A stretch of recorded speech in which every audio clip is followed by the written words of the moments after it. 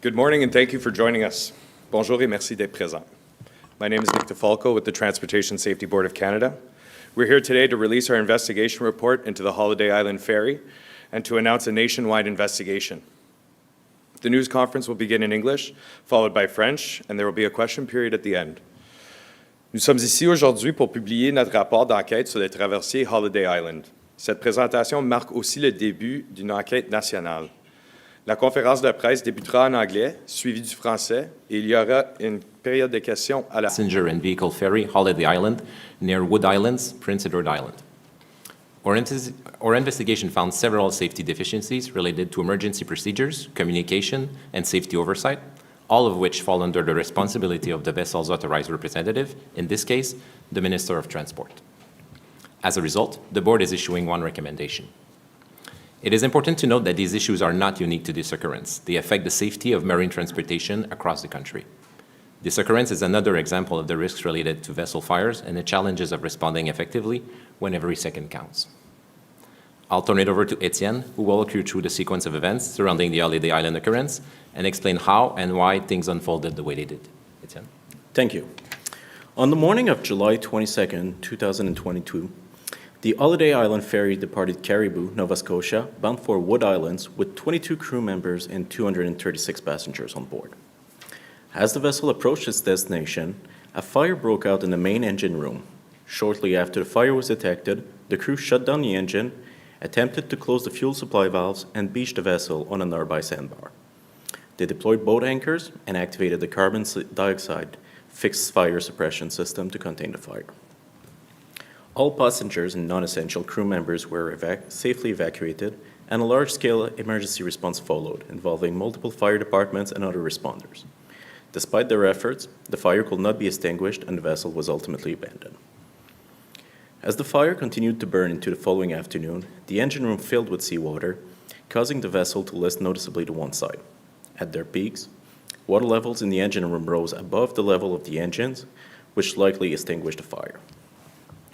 2 days later, on the morning of July 24th, the Holiday Island was towed to the Wood Islands ferry terminal, where it was later declared a total loss. The investigation found that over the course of a month, while the vessel remained in service, a series of temporary repairs were made to the engine fuel injection system using non-standard materials and methods. On the day of the occurrence, a temporary repair installed the day before failed, resulting in fuel spraying onto hot engine components, igniting the fire. In the process of fighting the fire, the crew believed they had activated the CO2 fire suppression system from the bridge. However, the instructions were unclear and the system was not actually engaged. Initially, this went unnoticed, allowing the fire to grow. It wasn't until 15 minutes later that the crew manually released the CO2. By then, the fire had intensified. Additionally, the engine room had not fully been sealed. As a result, when the CO2 was finally released, it likely dispersed and allowed oxygen to continue entering the space. This reduced the suppression system's effectiveness and the fire continued to burn. However, efforts from the crew and first responder ensured that the fire did not spread outside the engine room. Nearly 1 year ago, following our investigation into another 2022 ferry occurrence, the board issued 3 recommendations related to crew training, passenger evacuation procedures, and the need for accurate passenger counts. Many of these same issues were identified once again on board the Holiday Island. For instance, there were significant discrepancies in the reported number of passengers on board. The master initially reported 182 passengers. However, once everyone was safely ashore, the final count of people was 236, a difference of 54 people. This is one example, but the message is clear. The same safety deficiencies are coming up again and again. I will now turn things back over to Johan, who will speak about the board's recommendation. This was a complex occurrence involving several challenging factors. Both fire and flooding occurred in the engine room, and a large number of first responders were involved. Additionally, the crew had varying levels of training and familiarity with the life-saving equipment needed to evacuate passengers. This occurrence highlights 2 significant ongoing challenges, which have been identified in previous investigations. First, the lack of awareness or understanding of the various requirements and responsibilities imposed on the vessel's authorized representative, and second, the management of marine emergencies on large vessels. Regarding the first challenge, the investigation found that there was uncertainty surrounding the role of the authorized representative.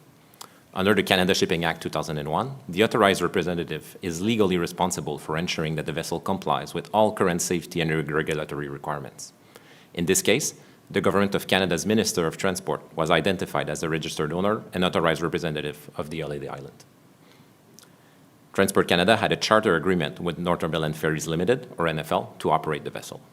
Although NFL was expected to act as if it were the authorized representative, the legal responsibility for those duties remained with Transport Canada.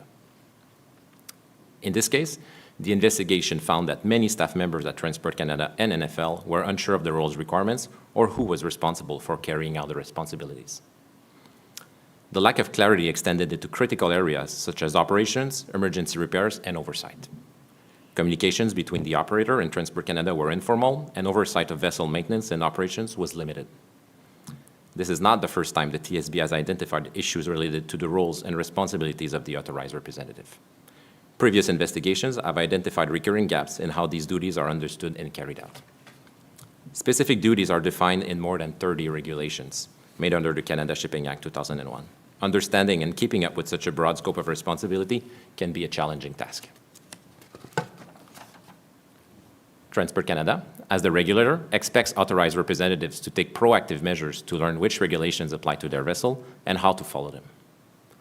However, as this investigation and many others demonstrate, the role is not clearly understood across many parts of the industry. If authorized representatives do not have a clear understanding of the scope of their responsibilities with respect to safety, vessels may operate without the minimum defenses provided by meeting regulatory requirements, and critical safety obligations can be inadequately addressed or, worse, overlooked. Therefore, the Board recommends that Transport Canada provide comprehensive guidance for authorized representatives outlining the full scope of their responsibilities. This guidance should support authorized representatives in understanding and complying with applicable regulations, thereby reducing the risks of vessels and crews operating without the minimum safety defenses afforded by regulatory compliance. The findings in this investigation go beyond the single occurrence, shedding further light on broader systemic risks related to vessel fires and the challenges of responding effectively. On commercial vessels, crews are trained and equipped to handle a wide range of emergencies using the resources available on board. But even the most experienced crew can quickly find themselves in a situation that escalates beyond their capacity and requires external support. Vessel fires remain one of the most serious types of emergency at sea. In its 35 years, the TSB has issued 9 safety concerns and 10 recommendations related to fire safety. And in the last 10 years, nearly 400 fires on commercial vessels were reported to the TSB. So the underlying question remains, why do fires continue to overwhelm crews? The success of any firefighting effort depends on several critical factors: the equipment at hand, the training and experience of those responding, and the location and accessibility of the fire itself. In the case of the Holiday Island, the outcome could have been a lot worse. The emergency response that followed was successful due to incidental but fortunate circumstances. The fire broke out when the vessel was near the terminal. It was daylight, the weather was manageable, the seas were calm, a modern evacuation system had been installed earlier that year, and help was nearby. We've said it before and we're saying it again, do not mistake luck for emergency preparedness. In 2024, the Board issued two separate safety concerns. The first related to insufficient crew knowledge on the proper use of carbon dioxide fixed fire suppression systems, and the second touched the gaps in Canada's preparedness for marine emergencies. Both these concerns are highlighted in this report and illustrate the need for more urgent and effective action to reduce the associated risks. This is why today, in addition to a recommendation to Transport Canada, the TSB is launching a nationwide safety issue investigation focused specifically on vessel fires and emergency response in Canada. We'll be working with marine operators, firefighting services, ports and harbors, and other key industry partners to build a clearer picture of how vessel fires are currently managed, to identify areas of improvement in Canada's preparedness for marine emergencies. So today, we're not just concluding an investigation, we're opening the door to a national conversation on vessel fire safety and encouraging all stakeholders to actively participate in that discussion. Our goal is clear: to ensure that every person who steps aboard any vessel in Canada can do so with confidence that systems are in place to protect them. The Holiday Island, and others before it, are canaries in the coal mine. They serve as warnings of deeper systemic issues within our marine safety framework. They reveal cracks that, if left unaddressed, could widen into far more serious consequences. Thank you. We'll now have a question period. We ask that you use the microphones on either side of the room and that you identify yourself and your media outlet. You may ask one question and one follow-up. Nous allons maintenant passer à la période des questions. Nous vous demandons d'utiliser le microphone et de vous identifier et préciser votre affiliation. Good morning, Wayne Toto from CBC News.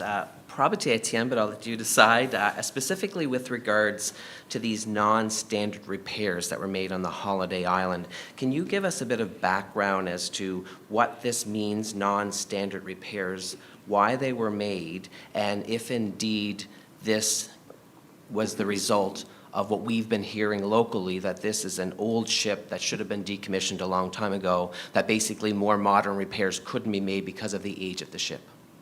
So in this case, the age of the ship didn't play a role.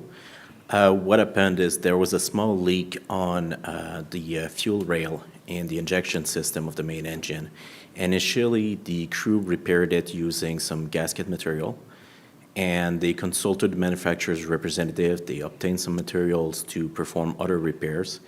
The repairs kept failing, so they kept applying further temporary repairs while the parts that they needed to effect the final repair were on back order.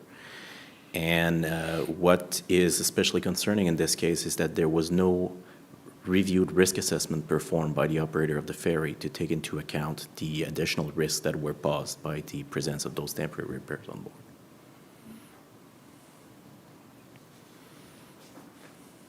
Grab the speaking notes. Yep.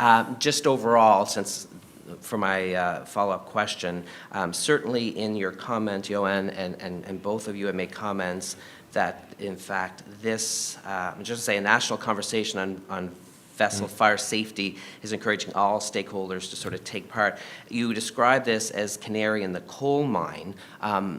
Is it safe to be on a ship in Canada based on the fact that these recommendations have been made time and time again, and yet there were 400 fires reported this year? Mm-hmm. Well, you have to keep in mind that, vessels and ferries, operate constantly across Canada. They transport thousands and thousands of passengers with very little incidents. So to answer your question, is the system safe? I would say yes. But the fact that there are few incidents doesn't mean that there are gaps that need to be fixed. And this is the purpose of our investigations, is to identify these gaps, bring them to the public's attention so that they can be addressed. Regarding the safety study that we'll be conducting, as I mentioned in my speaking notes, we have issued a number of recommendations related to fire safety. They were recommendations that were specific to the occurrences that we were investigating, at that time. But now, with this occurrence and with the Zim Kingston report that we published about at the same time last year, we noticed that, there were still gaps in the system that needed to be fixed. So our intention today is to broaden the scope and, launch a national conversation to see the gaps that can be fixed really at a systemic level. So we'll be engaging with ports and harbors, first responders, firefighters, marine operators, basically to be able to identify these gaps, then produce a report which will likely contain recommendations so that these gaps can be fixed. But if you made all these recommendations previously and yet this continues to happen, what's going to change as a result of this investigation? Will you just produce another report that will result in no changes on the ground? Okay. So, well, you have to keep in mind that when we issue a recommendation, most of the time our recommendations are addressed in a manner that is satisfactory. Over the years, more than 80% of the recommendations we issued were closed as fully satisfactory. So, it is a good tool for us, to issue these recommendations. But regarding the recommendations specific to the fire safety that I mentioned in my notes, they were recommendations specific to the occurrences that we were investigating at that time. And this time, we're really broadening the scope to look at gaps really at a systemic level. We'll pass on to the next question, please. I have a question on behalf of Josh Lewis with the Eastern Graphic. I believe the first one was already addressed, but I'll ask it anyways just to make sure that it is answered. It was noted that some repairs were made with non-standard equipment. around that time. Can you elaborate on those and whether NFL had the appropriate inventory? So as I mentioned before, the repairs were made initially with gasket material by the crew members on board, and they did liaise with their office to obtain the spare parts. It's my understanding that the parts were on back order from the manufacturer. Thank you. And second question, how can Transport Canada and NFL improve their relationship so it's clear who is responsible for what? Well, this issue that we flagged in this occurrence, and the reason why we've made the recommendation today is that this is something that we have noted in the Holiday Island occurrence, but in multiple other occurrences in the past. The fact that there is a lack of clarity regarding the roles and the responsibilities of the authorized representative. You have to understand that it is a very complex set of responsibilities. As I mentioned, more than 30 regulations mention the authorized representative. And so there is a need for authorized representatives who may be experts in their own operation, but may not be experts in interpreting, 30 different regulations that were written at a different time using a different, different language. They may not be experts in interpreting that. So this is why we're issuing the recommendation today for Transport Canada to step forward and provide guidance for these authorized representatives so they can understand their obligations. Great. And final question. Should the Minister of Transport be more engaged on this file, the overall running of the ferries, to be in a better position to fulfill their duties in such crises? Mm-hmm. Well, the authorized representative in that case was the Minister of Transport. You have to keep in mind that at Transport Canada, the branch that is responsible for managing the safety and security side of things is a different branch from the one that is responsible for managing the ferry program. So, there might have been a disconnect in that, within the department regarding the roles and responsibilities of the authorized representative. So that could be part of the answer. Sir. Josh Smith with CTV News. Good morning. In this situation in 2022, a lot of these ports are in rural areas in Nova Scotia and PEI. Do you think there's enough resources in these areas to help if a situation like this happens again? Well, that's an excellent question, and that's why we're launching today the safety issue investigation, where we're going to be taking a close look at shore-based response resources in Canada to fight fires aboard vessels. Mm-hmm. And if I can add to Etienne's response, so the response on board the Holiday Island, and we do go through into it quite a bit in details in the report.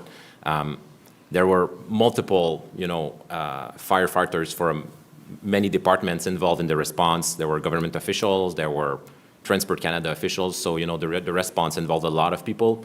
It was a bit chaotic.